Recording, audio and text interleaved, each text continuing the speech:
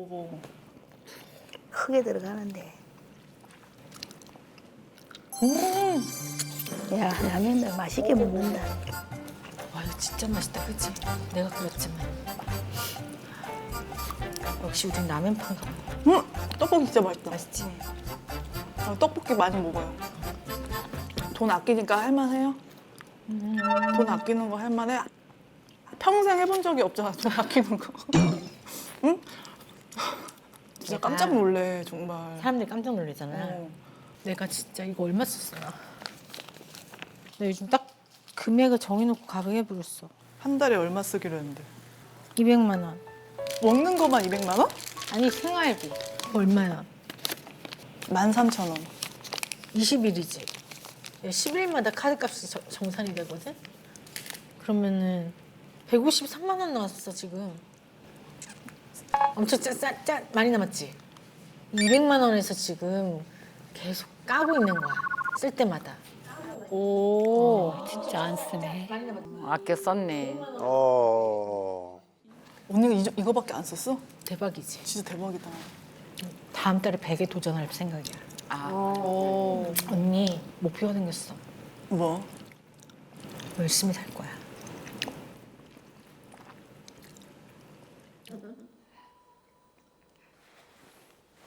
진짜 내 현금이 나가는 걸 모든 지출을 막아야겠다는 생각이 든 거야. 아빠 병원비 때문에. 모든 지출을 막아야겠다는 생각이 든 거야. 아빠 병원비 때문에. 너 그거 알아? 중환자실은 보험 안 되는 거 알아? 어. 너 몰랐지? 어. 암이고 뭐 중환자실은 보험이 안 되더라. 그럼 엄청 비싸겠네. 엄청 비싸. 몇 천만 원씩 나오는 거야. 어머나. 진짜? 지난달 언니 많이 힘들어. 아버님 그 신고나 이런 거 잘 했어요? 사망 신고 이런 거는? 그러니까. 아버님 그 신고나 이런 거 잘 했어요? 사망 신고 이런 거는? 그러니까. 그 겁 많은 언니가 이걸 어떻게 하지? 약간 그러니까 12월부터 3월까지는 울기만 했어. 알지. 회피만 하고. 근데 아빠 병간호 하면서 뭐 언제까지 회피할 거야? 내가 맞은데 내가 해야지. 그치.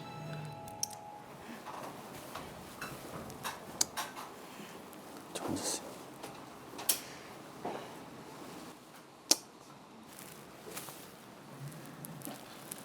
좀 어떠세요? 어떻게 잘 지내셨어요? 장례식장에서 뵈고 처음인데 그니까요. 장례식 너무 많이 우셔가지고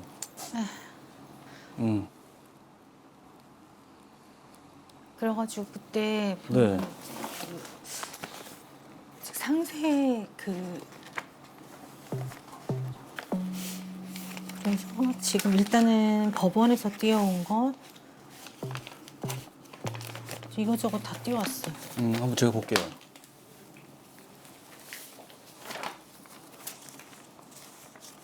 또 아버지 부채 관련해서 어? 아버지가 사업을 하시면서 사실 제가 생각했을 때는 또 채무가 많이 있으실 것 같거든요. 아, 사업을 하자.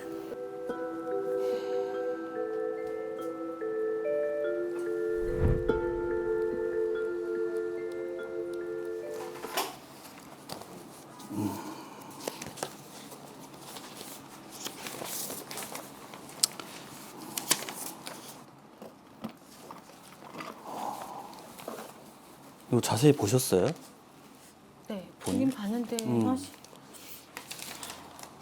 좀 무슨 소리인지 잘 모르겠어. 지금 보시면은 이 지금 가져오신 서류만 봐도 네. 대충 아버님이 그 가지고 계셨던 부채가 한 10억에서 11억 정도 되거든요. 아세요? 10억에서 11억 정도 되거든요. 아세요? 엄마야.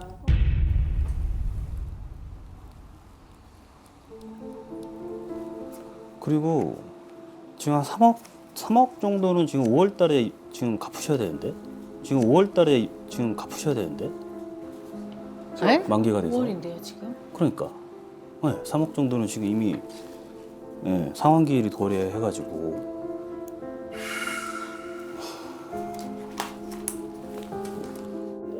아이고 작았나. 갚으실 수 있어요 지금? 3억이요? 있어야 가. 지금 당장 5월에 갚아야 돼요. 응. 근데 제가 아빠 병원비랑 이런 걸로 응. 제가 지금 현금 3억이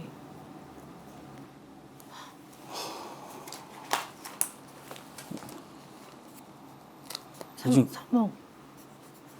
근데 이제 걱정되는 거는 여기서 더 액수가 이제 채무 액수가 이제 빚이 더 늘어날까봐 빚이 더 나올까봐 지금 가져오신 서류 이거는 지금 상속인 재산조회 결과가 나오기 전에 그냥 본인이 확인할 수 있는 자료들인 거잖아요 사실 더 생길 수도 있어요 부채가 모르는 부분들이 있으니까 가령 예를 들어서 아버님 막 이렇게 개인적인 채무나 이런 것들이 또 있을 수 있잖아요. 근데 그런 거는 진짜 언제 이게 그 채권자들이 언제 나타날지를 몰라요. 그래서 사실은 이게 굉장히 힘들 수 있거든요. 상속인들 입장에서는. 그런 건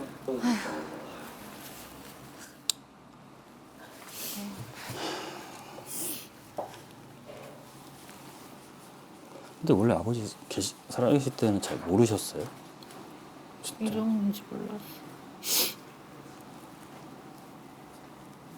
이게 이제 부모님 돌아가시고 나서 참 이런 경우들이 많아요. 본인들이 몰랐던 어떤 그런 막 채무들이 막 이렇게 나오고 해서 상속인들이 되게 좀 힘들어하는 경우들이 많거든요.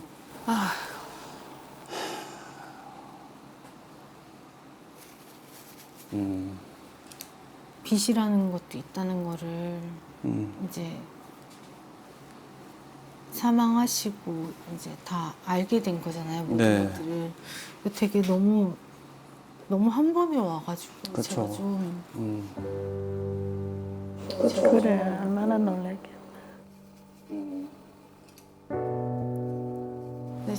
근데 사실 전 너무 잘 키워주셔가지고 제가 그만큼 이거는 뭐 당연히 제가 딸로서 해야 되는 일인데 정말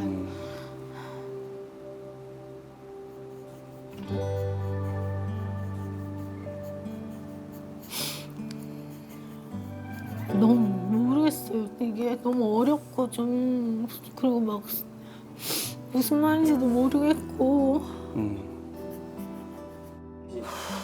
에이구. 근데 제가 지금 돈이 없으면 어떻게 해요? 돈이 없으면 지금 예원 씨 말씀처럼 상속을 받았는데 이 아버지가 물려주신 거 가지고 아버지의 빚을 다 못 갚아. 무슨 말씀이면 빚이 더 많아. 이럴 경우를 대비해서 사실 이제 우리 법이 규정하고 있는 그런 제도가 있거든요. 들어보셨는지 모르겠지만 이제 한정승이라는 게 있고 이제 한정승이라는 게 있고 이제 쉽게 설명드리면 이제 한정승이라는 것은 방금 말씀드린 것처럼 이게 빚이 너무 많아. 근데 내가 이 빚을 다 못 갚잖아요. 대신에 상속받은 적극 재산 범위 내에서 이 채무를 변제하겠다. 그게 한정승이거든요. 내가 진짜로 만약에 뭐 예를 들어서 뭐 10억을 내가 받았는데 빚이 20억이야. 그러면 그냥 받은 10억 범위 내에서만 변제하면 그냥 상속 절차가 끝나거든요. 그 이상 어떻게 이제 뭐 빚을 안 갚아도 돼요. 그래서 제가 지금 자료를 보니까 이게 아버지가 그냥 이렇게 물려주신 어떻게 보면은 부동산 이 아파트 네. 부동산에 대한 2분의 1 지분을 지금 사실 남기신 거잖아요. 나머지 2분의 1은 어머니 명의시고 그러면은 제가 생각했을 때 어머님은 한정 승인을 하셔가지고 신청하시고 한정 승인 하신 다음에 이 아파트를 뭐 처분하시든지 해서 가액 범위 내에서 그냥 채무를 변제하시고 이렇게 정리하시는 게 좋을 것 같고, 그 다음에 동생분 있으잖아요, 그죠? 네. 그래서 예원 씨랑 동생분 두 분은 상속 포기를 하시는 게 좀 좋을 것 같아요. 제 개인적인 생각은.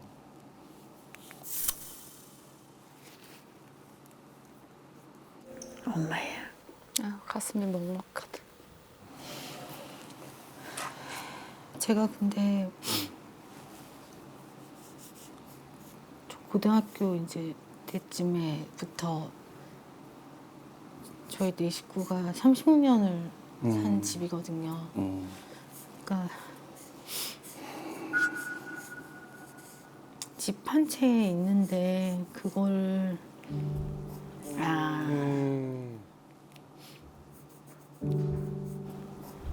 그게 너무 가슴이 아파요. 그렇게 막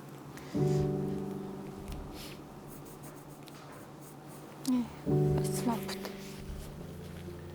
아이고 참.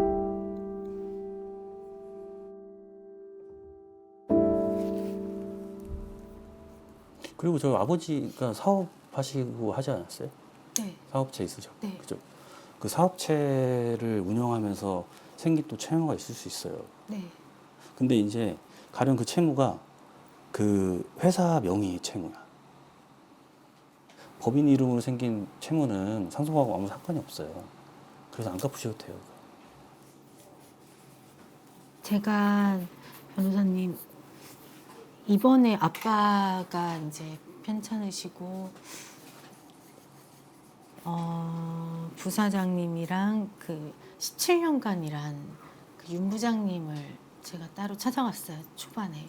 17년 아버님이랑 또 17년 네, 일하셨다고. 17년간 일한 막걸리도 한잔하고 차도 마시고 이러면서 이제 계속 지내게 됐는데 그분들한테는 그냥 도의적으로 마음이 가는 거예요. 아빠 곁에서 그렇게 오랫동안 함께 하신 분들이 그냥 가족 같은 거예요. 네. 그리고 저보다 더 아빠 딸 같고 아빠에 대해서 저보다 더 많이 알고 있고 그래서 못 드린 돈들을 제가 최대한 할 수 있는 만큼은 제가 뭐 법적으로 아무런 뭐 책임이 없다 한들 제가 할 수 있는 만큼은 저는 하고 싶거든요. 네. 그분들과는 아이고 참. 마음이.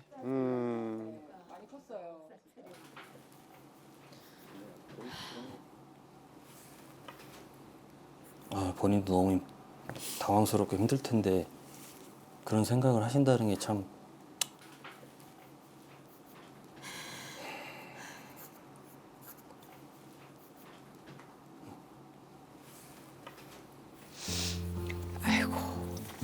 그냥 그래서 그런 마음이 계속 들었어요. 네. 근데 지금은 당장 해드릴 수가 없으니까 너무 죄송하고 뭐 너무 웃긴 게 저 혼자 돈 얘기하고 있는 거예요. 계속 제가 어떻게 제가 이런 부분을 노력해서 우리 진짜 제가 어떻게든 그 얘기 좀 그만하라고 그러고 자꾸 아빠 걱정만 하시는 거예요.